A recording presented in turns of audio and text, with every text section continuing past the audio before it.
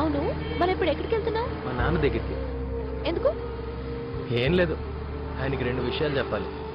ఒకటి good news, ఒకటి bad news. ఏంటా గుడ్ న్యూస్? ఆయన కొడుకు ప్రేమలో పడ్డాడని, త్వరలోనే పెళ్లి చేసుకోబోతున్నాడని. మరి బ్యాడ్ న్యూస్ ఏంటి? నువ్వు తన కోడలుగా రాబోతున్నావని. Very fun.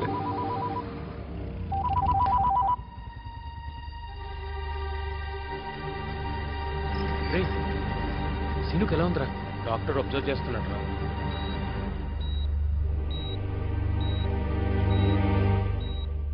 సినుకు ఎలా ఉంది డాక్టర్? అతనికి D6 వర్టిబ్రల్ స్పైనల్ ఫ్రాక్చర్ అయింది.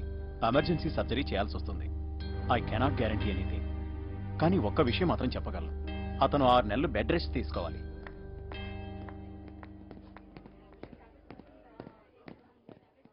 ఏం జరిగిందిరా? నా దగ్గర దాస్తావేంట్రా? చెప్పు.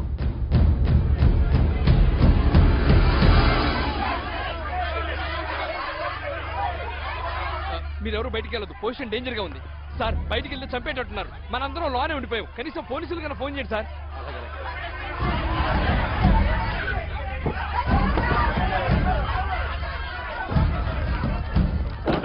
చాలా అన్యాయం జరిగిపోయిందన్నా. మీరే ఎలాగైనా మా డబ్బులు మాకు ఇప్పించాలయ్యా. ఈ చిట్ ఫండ్ వాళ్ళు మమ్మల్ని మోసం చేశారయ్యా. రేయ్, మర్యాదగా తలుపులు తీస్తారా లేకపోతే పగలు కొట్టమంటారా? ఏయ్, ఎక్కడ మీ మేనేజర్? లోపల లేడు. వీళ్ళకి ఇవ్వాల్సిన డబ్బులు ఇవ్వకుండా ఎక్కడికి పారిపోయాడు? పారిపోవాల్సిన అవసరం ఆయనకేంటి? మేము డబ్బులు ఇవ్వకపోతే అనడానికి పోలీసులు ఉన్నారు, కోర్టులు ఉన్నాయి. నువ్వెవరా వచ్చి అనడానికి?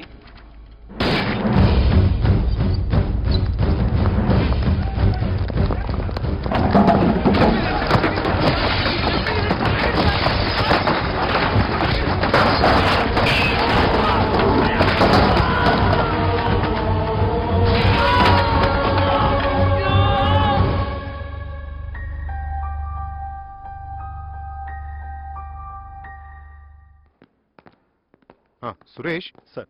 ఒక్క విషయం గుర్తుంచుకోండి సార్. జనం నుంచి ఒక్కడొచ్చి సాక్ష్యం చెప్పినా సార్, ఆ పాండుగాడిని అరెస్ట్ చేయొచ్చు. అలాగే సార్. సార్, వాడే పాండు కొడుకు అజయ్ సార్.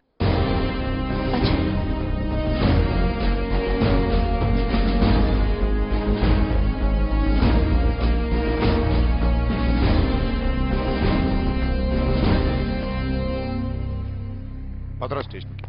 ఎందుకు? నీకు క్లారిఫికేషన్ ఇవ్వాల్సిన అవసరం నాకు లేదు. పదా.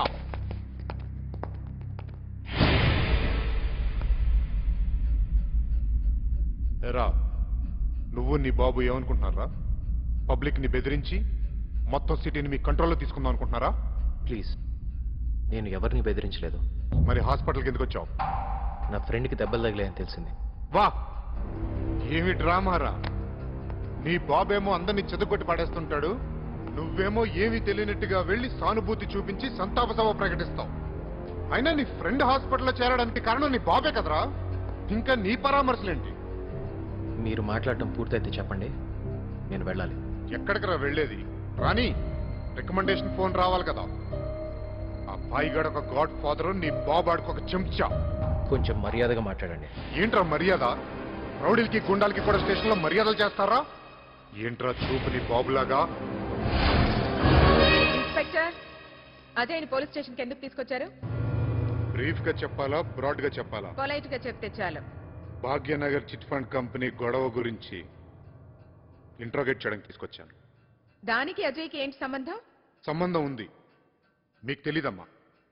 ఇతను ఫాదర్ పాండు ఒక పెద్ద గోండా. ఈ గొడవలన్నింటికీ కారణం అతనే. తండ్రి చేసిన తప్పులకి కొడుకు శిక్ష అనుభవించాలని కొత్తగా లా బుక్లు ఏమైనా రాసుకున్నారా? మేడం, చూడండి ఇన్స్పెక్టర్, అజయ్ ఒక రెస్పాన్సిబుల్ సిటిజనే కాకుండా సివిల్ సర్వీసెస్ ఎగ్జామ్స్ లో టాపర్.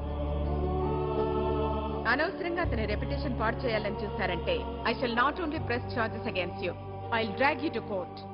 చూడు, ఇదే ఫస్ట్ అండ్ లాస్ట్ వార్నింగ్. ఒక్కొక్కసారి ఎక్కడైనా గొడవల్లో కనిపించిన లాయర్లే కాదు, లీడర్లు వచ్చినా వదిలిపెట్టు. చాలా థ్యాంక్స్ ఆంటీ, ఉంటాను. Okay Ajay, bye. బాయ్.